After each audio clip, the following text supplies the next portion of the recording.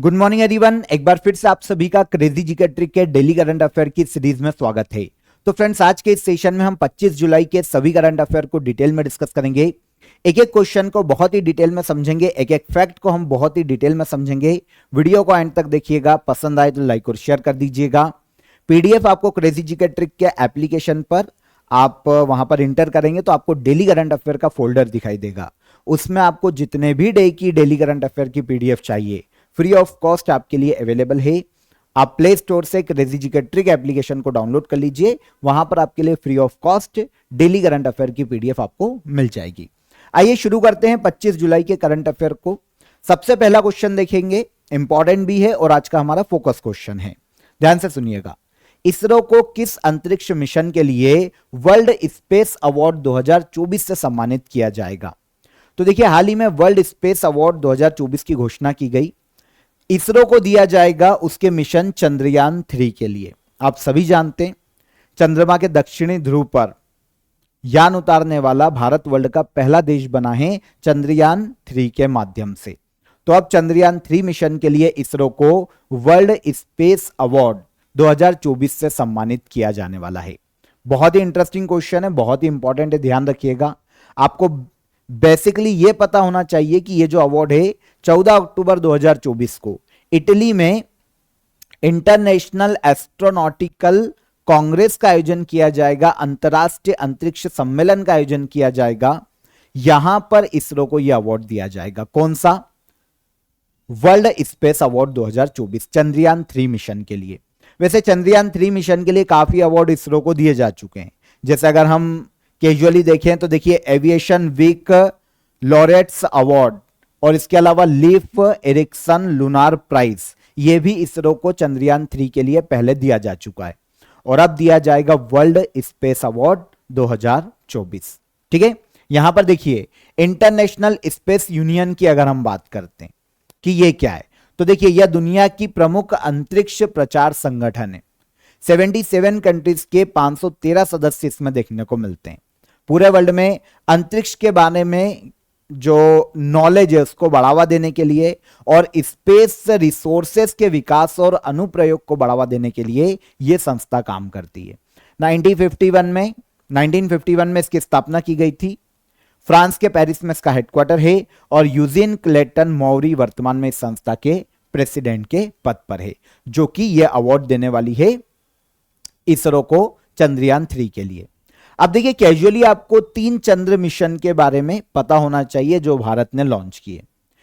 Atal Bihari Vajpayee government में अटल बिहारी वाजपेयी सरकार ने 2003 में इसकी घोषणा की थी कि हम चंद्रयान मिशन लॉन्च करेंगे और उसके बाद पहला चंद्र मिशन, ठीक है, लॉन्च किया गया था चंद्रयान 1 22 अक्टूबर 2008 को PSLV C11 के द्वारा। यह हमारा लॉन्च व्हीकल है फर्स्ट चंद्र मिशन में।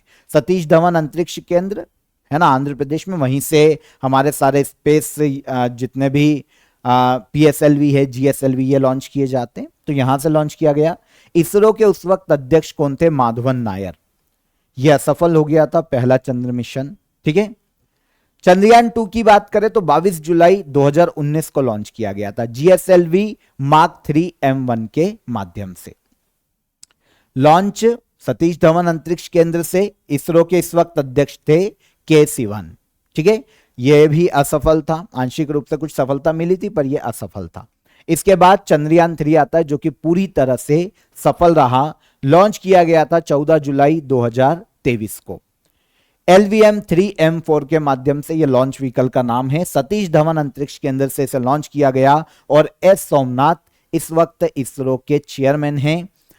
लैंडिंग तारीख थी 23 अगस्त 2023। लॉन्च किया गया था 14 जुलाई और 23 अगस्त को यह चंद्रमा के दक्षिणी ध्रुव पर इसने लैंड किया था।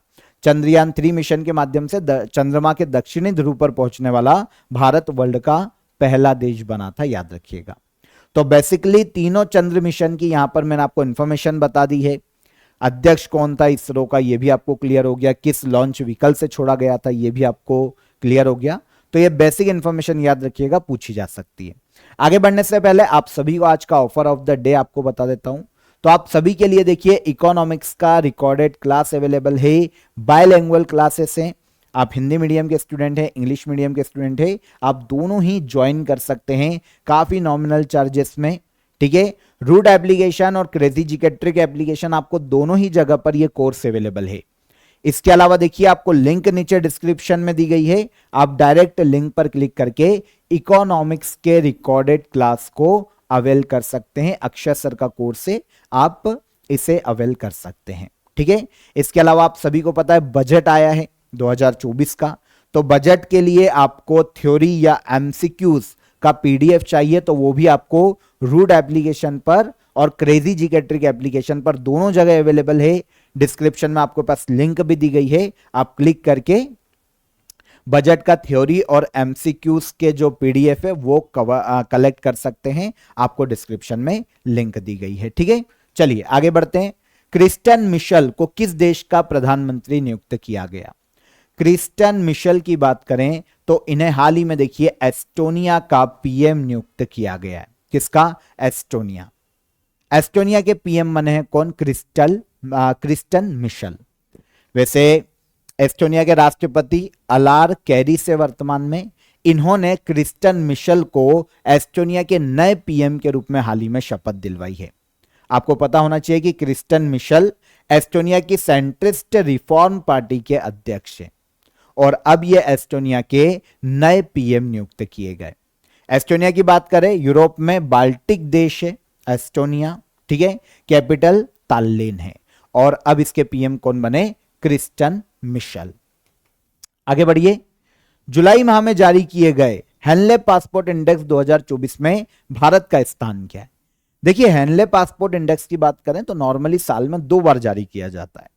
अभी जो जुलाई में जारी किया गया हेनले पासपोर्ट इंडेक्स 2024, इसमें भारत को 82 रैंक दी गई है।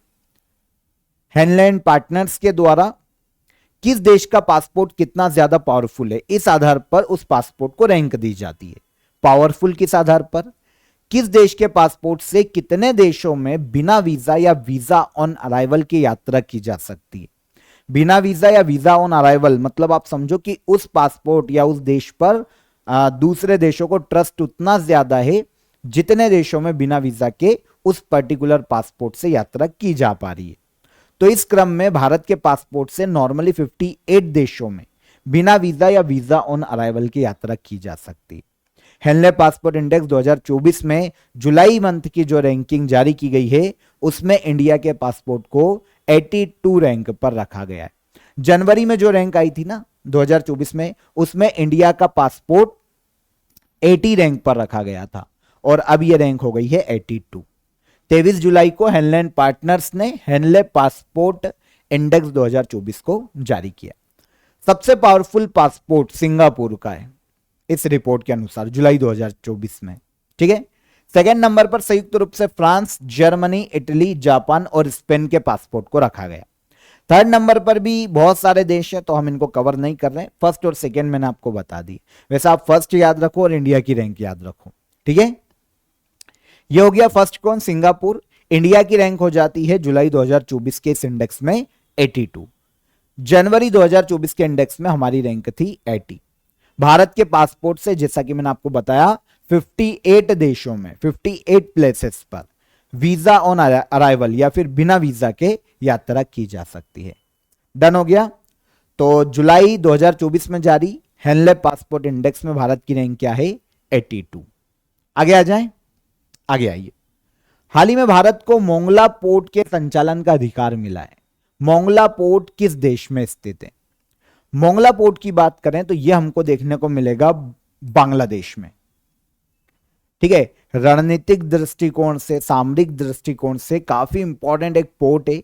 बांग्लादेश का दूसरा बड़ा पोर्ट है कौन? मोंगला पोर्ट। इसके संचालन का अधिकार अब इंडिया को मिला है। ठीक है, इसके पहले चाबहार पोर्ट जो कि ईरान में स्थित है, सितवे पोर्ट जो कि म्यांमार में स्थित है, इसका संचालन भी इंडिया के ही अधिकार में। और अब बांग्लादेश के मोगला पोर्ट के संचालन का अधिकार भी इंडिया के पास आ गया है। ठीक है, तो समझ में आ गया। यहां पर देखिए, अगर आप इमेज देखेंगे तो यह आपको देखने को मिलेगा मोगला पोर्ट। इस स्पोर्ट से आप समझिए इसका संचालन इंडिया के पास है। एक तो इंपॉर्टेंट इसलिए भी है क्योंकि पूर्वोत्तर भारत के जो राज्य उनके साथ कनेक्टिविटी बहुत अच्छी है स्पोर्ट की।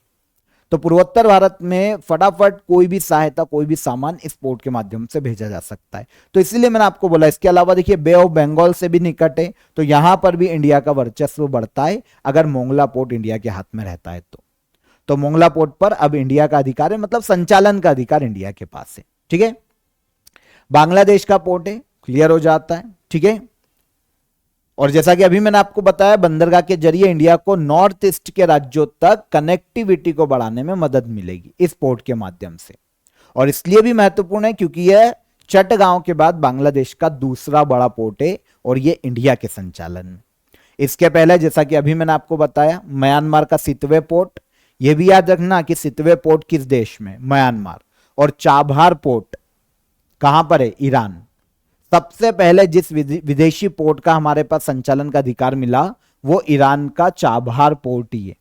फिर सेकेंड टाइम हमको मिला लास्ट ईयर सितवे पोर्ट का संचालन का अधिकार। और अब मिला है किसका, अब मिला है तीसरा पोर्ट जिसका नाम है मोंगला पोर्ट। कहां पर, बांग्लादेश। आगे बढ़े। किस देश के टेनिस स्टार या टेनिस प्लेयर एंडी मरे ने संन्यास की घोषणा की। एंडी मरे काफी फेमस रहे, विंबलडन भी काफी बार जीते हैं, ओलंपिक में गोल्ड भी जीते हैं। ये ब्रिटेन के टेनिस प्लेयर हैं, काफी फेमस एंडी मरे। हाल ही में इन्होंने इंटरनेशनल टेनिस से संन्यास की घोषणा कर दी। ठीक है, तो ब्रिटेन के टेनिस स्टार एंडी मरे, इनकी उपलब्धियों के बारे में हमको पता होना चाहिए। देखिए, इन्होंने 2 बार विंबलडन ओपन का खिताब अपने नाम किया है, 2013 और 2016। यूएस ओपन जीता है 2012 में। ठीक है, इसके अलावा ओलंपिक गेम्स में मेंस सिंगल, लंदन ओलंपिक में 2012 में मेंस सिंगल टेनिस में गोल्ड मेडल जीता। 2016 में रियो ओलंपिक में भी मेंस सिंगल में इन्होंने गोल्ड अपने नाम किया था।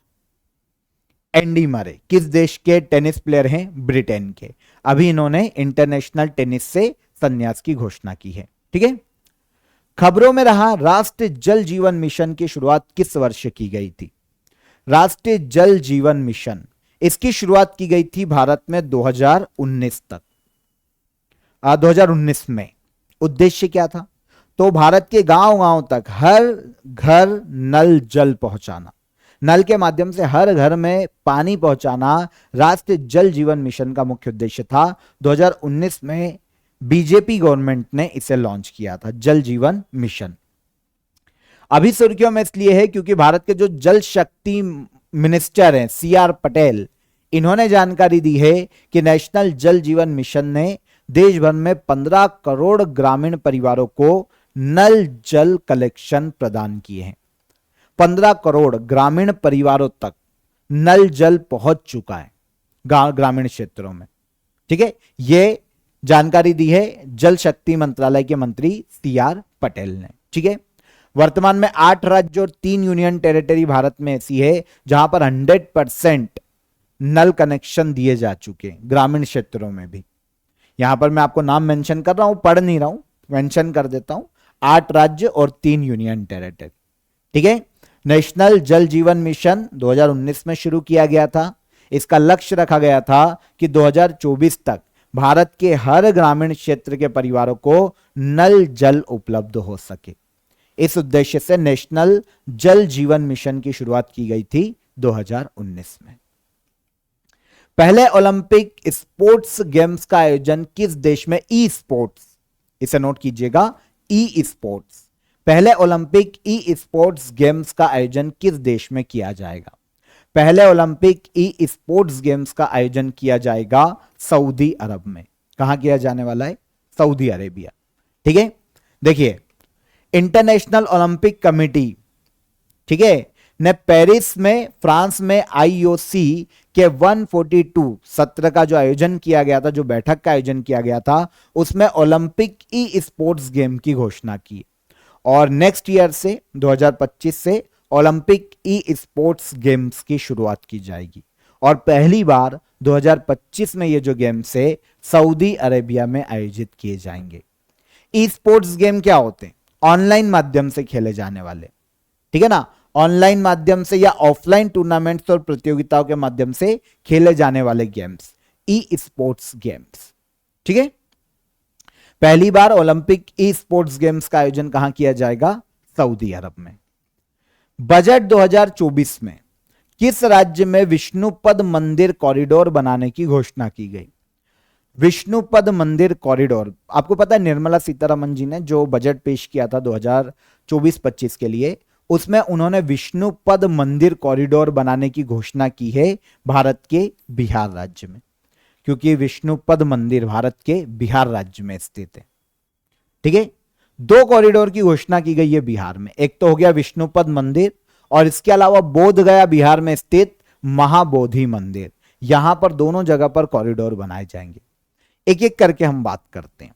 सबसे पहले विष्णुपद मंदिर, यह बिहार के गया में देखने को मिलेगा, लॉर्ड विष्णु को समर्पित मंदिर है। ठीक है, फल्गु नदी के तट पर, इंपॉर्टेंट है, ध्यान रखिएगा। इस मंदिर को अहिल्याबाई होलकर ने बनवाया था 1787 में। इंदौर की शासिका रही है होलकर वंश की रानी अहिल्याबाई होलकर, उन्होंने बनवाया था बिहार में विष्णुपद मंदिर। ठीक है, फिर आता है महाबोधि मंदिर, बौद्ध धर्म से संबंधित है, इसके बारे में आपको पता होगा। बिहार के बोध गया में बुद्धिज्म, बौद्ध धर्म को समर्पित मंदिर है, निरंजना नदी के तट पर राजा अशोक ने बनवाया था। ठीक है, 2002 में यूनेस्को वर्ल्ड हेरिटेज में शामिल किया जा चुका है महाबोधि टेम्पल। तो विष्णुपद मंदिर और महाबोधि टेम्पल दोनों पर कॉरिडोर बनेगा भारत के बिहार राज्य में। निम्न में से किस ऑर्गेनाइजेशन ने हाल ही में state of the world's forest 2024 report जारी की? State of the world forest 2024 report को जारी किया है फूड एंड एग्रीकल्चर ऑर्गेनाइजेशन ने। Answer C. देखिए, रैंक तो है नहीं किसी देश को, कुछ चीजों को एड्रेस किया है, हम उसकी बात कर लेते हैं। वैसे वो इंपॉर्टेंट नहीं है, वनडे में हमसे नहीं पूछा जा सकता, तो आप केवल इतना भी याद रख सकते हो कि state of the world's forest report कौन जारी करता है? तो फूड एंड एग्रीकल्चर ऑर्गेनाइजेशन। 2024 में भी इस रिपोर्ट को इसी संस्था ने हाल ही में जारी किया है। ठीक है, देखिए थीम क्या है? Accelerating forest solution through innovation. ठीक है, नवाचार के माध्यम से वन संसाधनों में तेजी लाना, इस रिपोर्ट की थीम है। रिपोर्ट में किस चीज को एड्रेस किया है? तो सबसे पहले देखिए जो की पॉइंट बताए हैं उसमें वन क्षेत्र के वितरण के बारे में इन्होंने बताया। इन्होंने बताया है फूड एंड एग्रीकल्चर ऑर्गेनाइजेशन ने अपनी इस रिपोर्ट में कि 2020 तक वनों ने पृथ्वी के कुल क्षेत्र का लगभग 31% एरिया कवर कर रखा है। मतलब पूरे वर्ल्ड में 31% क्षेत्र पर वन है, इस रिपोर्ट में बताया गया। इसके अलावा रशिया, ब्राजील, कनाडा, यूएसए और चाइना, ये पूरे वर्ल्ड का 54% वन क्षेत्र रखे हुए। पूरे वर्ल्ड का 54% जो फॉरेस्ट एरिया वो इन देशों में देखने को मिलता है, 5 में। वनों के क्षय की दर के बारे में भी बताया, इतना इंपॉर्टेंट नहीं है, तो यहां पर आप एक बार पॉज करके इसको पढ़ लेना। इसके अलावा वनों में वृद्धि के बारे में भी बताया। इन्होंने बताया कि 2010 से 2020 के बीच नए वन क्षेत्र में ऑन एवरेज अगर औसत वार्षिक नेट ग्रोथ देखें तो इंडिया इसमें तीसरे नंबर पे है पूरे वर्ल्ड में। तो इंडिया से रिलेटेड एक पॉइंट आप ये याद कर सकते हो। ठीक है, तो रिपोर्ट किसने जारी की? फूड एंड एग्रीकल्चर ऑर्गेनाइजेशन ने। संस्था क्या काम करती है? तो पूरे वर्ल्ड में फूड सेफ्टी को बढ़ावा देने के लिए काम करने वाला एक इंटरनेशनल ऑर्गेनाइजेशन है। स्थापना 1945 में की गई थी। इटली के रोम में इसका हेडक्वार्टर देखने को मिलता है और क्यूडेंग्यू इस संस्था के हेड या अध्यक्ष के पद पर है। Okay, done. इसके बाद आज के करंट अफेयर का लास्ट क्वेश्चन देखिए। हाल ही में मध्य प्रदेश में ग्रेफाइट के भंडार मिले। ग्रेफाइट मुख्य रूप से किस तत्व से बना है? इजीली बता दोगे, साइंस हम स्कूल से पढ़ते आ रहे हैं। ग्रेफाइट और हीरा कार्बन का अपर रूप है, पढ़ा है हमने स्कूलों में, सही है। तो देखिए मध्य प्रदेश में हाल ही में ग्रेफाइट के भंडार मिले। ठीक है, मध्य प्रदेश के बैतूल जिले में, मध्य प्रदेश में दक्षिणी हिस्से में बैतूल जिला पड़ता है, यहां पर ग्रेफाइट के भंडार की खोज की है कोल इंडिया ने। ग्रेफाइट की बात करें तो कार्बन का एक क्रिस्टलीय अपर रूप है। कौन? ग्रेफाइट। नॉर्मली पेंसिल अगर आपने देखी होगी तो उसका जो डॉट होता है वो ग्रेफाइट का बना होता है। और काफी अलग अलग चीजों में भी यूज किया जाता है, जैसे इलेक्ट्रॉनिक आइटम में इसका यूज किया जाता है, सोलर पैनल में, बैटरी बनाने में ग्रेफाइट का यूज होता है। कायांतित और आग्नेय चट्टानों में पाया जाता है क्या? ग्रेफाइट। मध्य प्रदेश के बैतूल जिले में ग्रेफाइट के भंडार खोजे गए हैं हाल ही में। कार्बन का अपर रूप है। ठीक है, तो यहां पर 25 जुलाई के 25 जुलाई के सभी करंट अफेयर को हमने यहां पर डिटेल में डिस्कस किया, एक एक फैक्ट को समझा। अब मैं आपको लास्ट डे के करंट अफेयर जो हमने डिटेल में समझे थे उसके एमसीक्यूज को एक बार रिवाइज करवा देता हूं, ध्यान से सुनिए। इंटरनेशनल ओलंपिक समिति के ओलंपिक ऑर्डर से सम्मानित होने वाले दूसरे भारतीय कौन है? अभिनव बिंद्रा।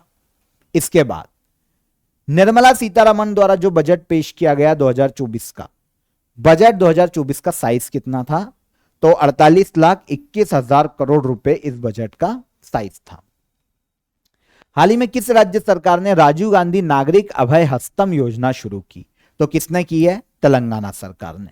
ठीक है, आगे हाल ही में खबरों में रहा एंजल टैक्स निम्नलिखित में से किससे संबंधित है?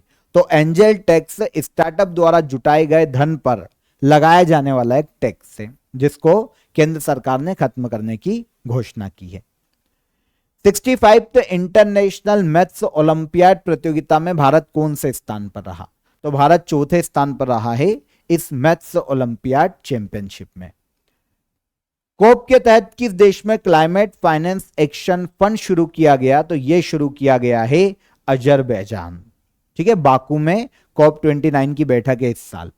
श्रमिक बसेरा योजना के तहत गुजरात सरकार कितने रुपए प्रतिदिन के किराए पर आवास उपलब्ध करवाने वाली है? तो 5 रुपए प्रतिदिन के किराए पर।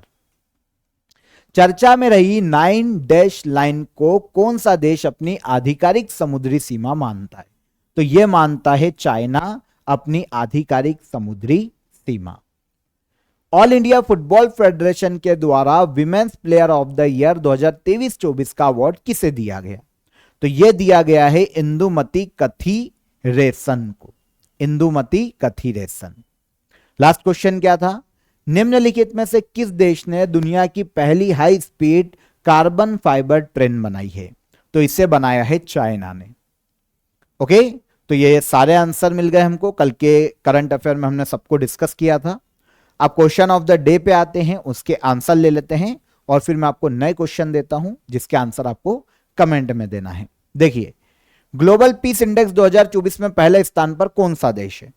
तो ग्लोबल पीस इंडेक्स 2024 में पहले स्थान पर रहा आइसलैंड। यूनाइटेड नेशन एजेंसी द्वारा भारत में किसे लैंड हीरो के रूप में नामित किया गया? तो यह सिद्धेश सकोरे महाराष्ट्र के हैं, लैंड हीरो के रूप में नामित किया गया। केबुल लामजाओ नेशनल पार्क किस राज्य में स्थित है? तो केबुल लामजाओ नेशनल पार्क भारत के मणिपुर राज्य में लोकटक झील पर स्थित है। भारत का एकमात्र floating national park Keibul Lamjao national park. कहां पर? मणिपुर। ओके, आंसर मिल गए। अब कल के लिए आपके लिए क्वेश्चन ऑफ द डे ध्यान से नोट कीजिए, कमेंट कीजिएगा कमेंट बॉक्स में। थर्मन शनमुगरत्नम किस देश के राष्ट्रपति के पद पर हैं वर्तमान में? सुनील छेत्री को किस वर्ष पद्मश्री से सम्मानित किया गया था? फुटबॉलर है ना Sunil Chhetri. Our trees still grow in Dehra किसके द्वारा लिखित पुस्तक है? तीनों क्वेश्चन को ध्यान से पढ़ो, पॉज कर लो, पढ़ लो, आंसर कीजिएगा कमेंट बॉक्स में। तीनों क्वेश्चन इंपॉर्टेंट है। वीडियो पसंद आया हो तो वीडियो को लाइक और शेयर कर दो, चैनल को सब्सक्राइब कर लो। पीडीएफ आपको क्रेजी जीके ट्रिक एप्लीकेशन पर मिलेगी, वहां से आप कलेक्ट कर लीजिएगा। कल फिर मुलाकात करेंगे नेक्स्ट डे के करंट अफेयर में। तब तक आप अपना ख्याल रखिए। जय हिंद, जय भारत।